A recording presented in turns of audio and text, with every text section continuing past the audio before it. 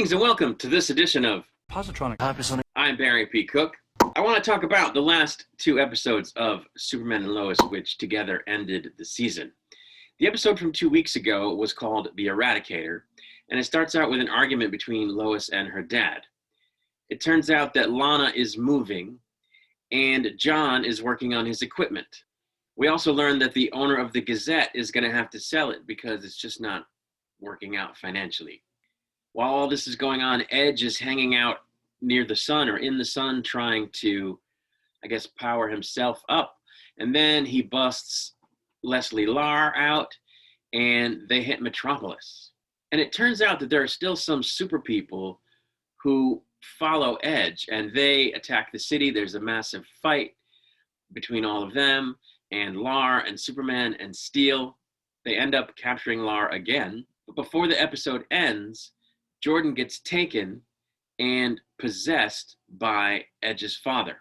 When Edge stands in the middle of the road to cause an accident by allowing himself to be hit by the general's vehicle, and at that point he makes off with Jordan. He, of course, knows that Jordan is Kryptonian and knows that he's started to manifest powers, so he kidnaps him, and as I said, he uses himself, which is the Eradicator now, to plant his own father's consciousness into Jordan. And that's really all that happened in this episode. It was very short. I didn't think too much of it.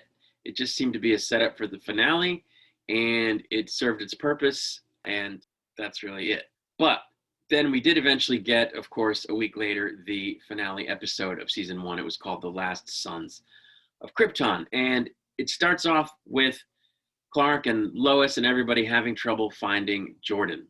We then see a quick minute where Sarah asks John, why would Edge take Jordan? And people have been saying for a while that she's probably going to end up being told,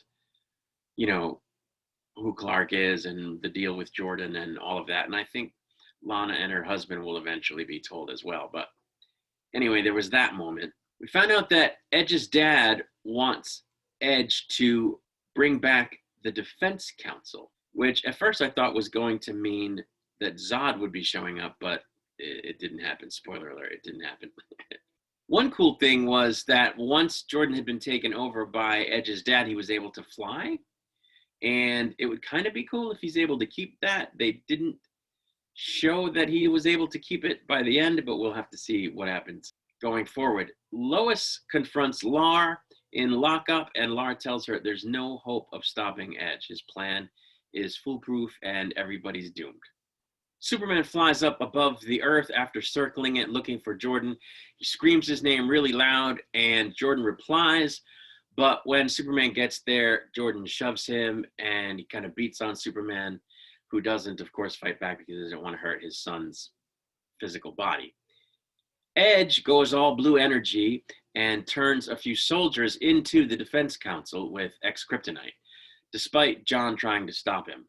Lois tells Clark that he can't deal with Edge and also rescue Jordan. He can't do it alone. She says, don't worry, deal with Edge, I'll rescue Jordan from, his being possessed and everything. And when Superman questions her on whether or not that's a good move, she reminds him that not only has she been helping Jordan push darkness from himself for his whole life, but also that Jonathan will be there and that both Jonathan and Jordan are strong like their father, to which Clark says, like their mother.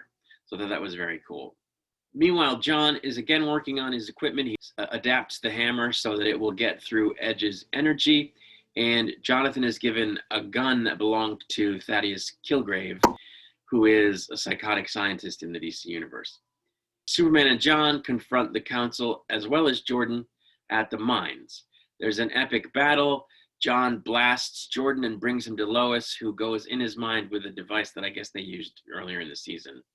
While she's in there, Jonathan is standing guard, and he sort of talks to Jordan and asks him to please wake up, and he ends up getting confronted by Zeta, which is Edge's dad, and he has to blast him, but he ends up getting grabbed even though he was able to blast him.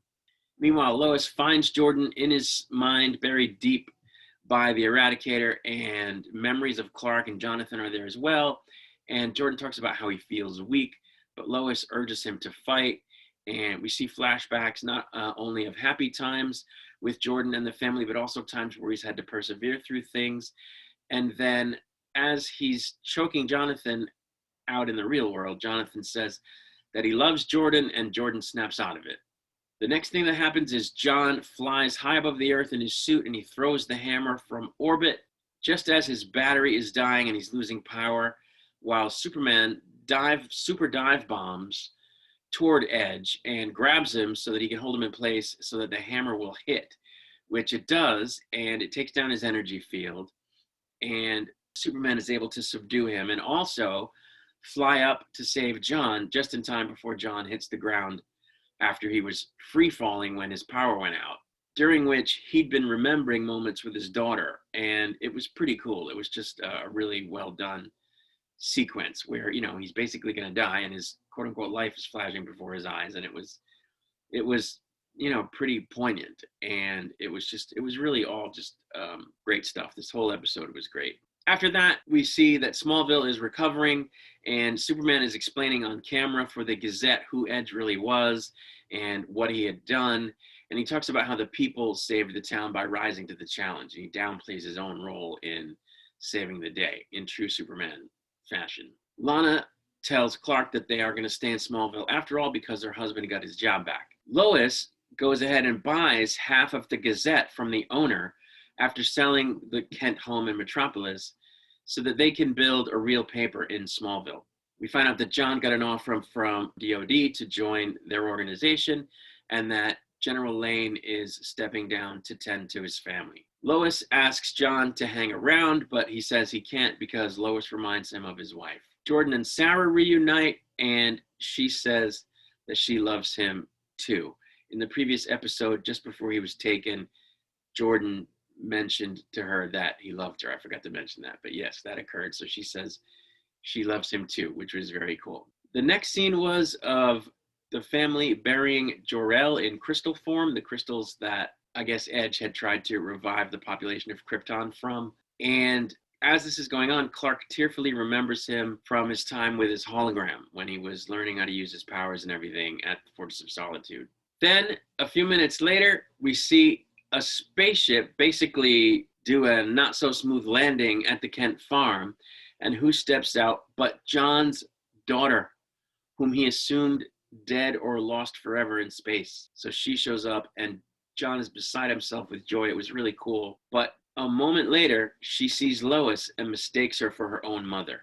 And that's where they left the episode. So we're going to have to see where that all goes and how that plays into everything when season 2 is aired. Again, this was an excellent finale. The whole season was excellent. This show is far superior to the rest of the Arrowverse, at least the last few seasons of the Arrowverse shows that we've had. It's even better than Man of Steel and Batman versus Superman, if you ask me. It's very cinematic. It's very top quality. It doesn't talk down to the audience. It's just a really solid show. So I'm looking forward to season 2. Although I have a question. How can they do a second season? I mean, I know they can do a second season, but how can they do a second season and have it not come in as less impressive than the first one, which, you know, you don't want to do ideally. So they've got their work cut out for them, but I look forward to season 2. That's all I have to say. I will be back with more Superman reviews after season 2 premieres at some point in the future. Until then, I say peace and long life.